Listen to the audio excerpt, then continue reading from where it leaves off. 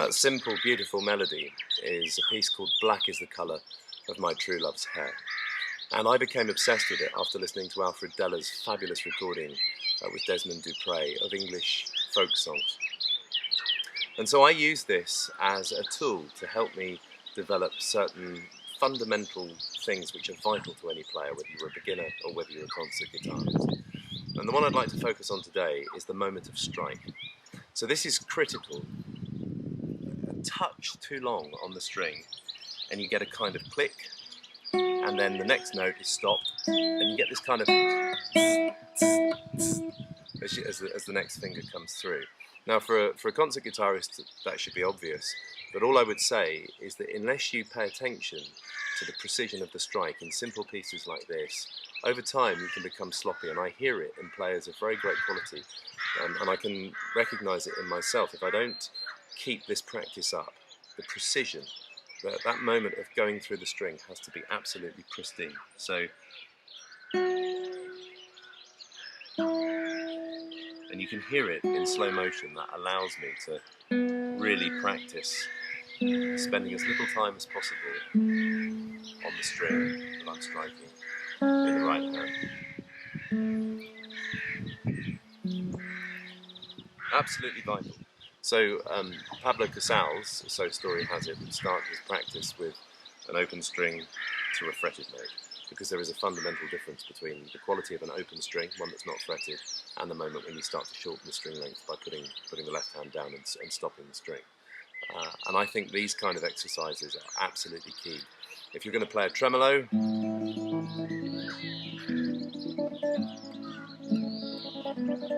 can hear it there, there's a slight click. My hands are quite cold, but there it is.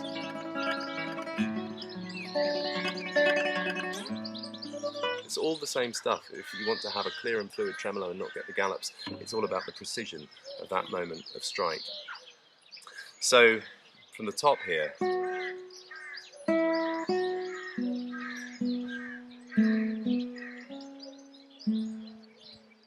really listening to see if you can reduce as much the nail sound if you're playing with nails.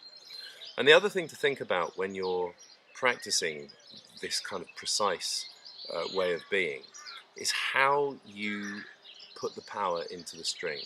So I'm not going to go into here the differences between apoyando and tirando. I'm just going to assume that viewers know that. But how you use your mind, the intention, where you envisage the power of the strike going is absolutely key to getting a good sound. So I'm not plucking the string, I'm not pulling the string parallel, I'm actually making a small circle with my finger. And if you imagine that the bottom of the circle, the moment the finger comes through the bottom of the circle, there is a slight inward impetus to the strike. So it's almost as if I'm actually pushing the string into the body of the guitar.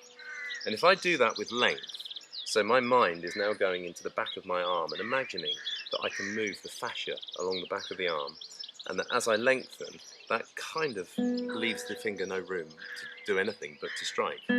So it's not a contractive force, it's not kind of squeezing, it's not pulling in. It's a lengthening through the back, and then the power of the strike is directed in towards the body of the guitar. And that will give you the best sound possible.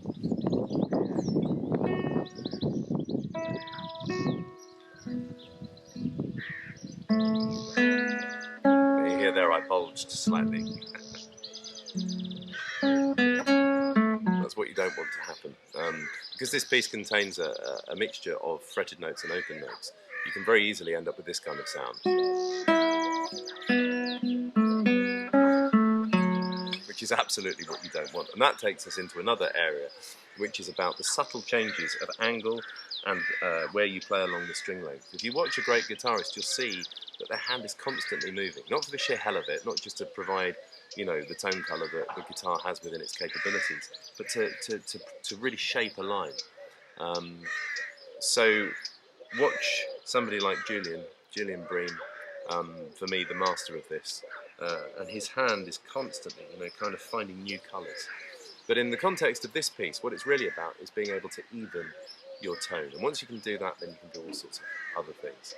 So That's my advice, is find a piece which has this kind of open line, is exposed, forces you to make the guitar sing. Listen to the moment of strike on the string.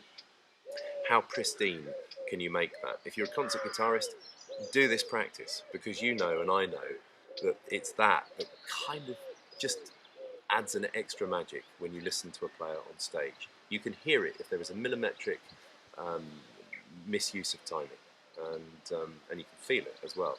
So have a go at this.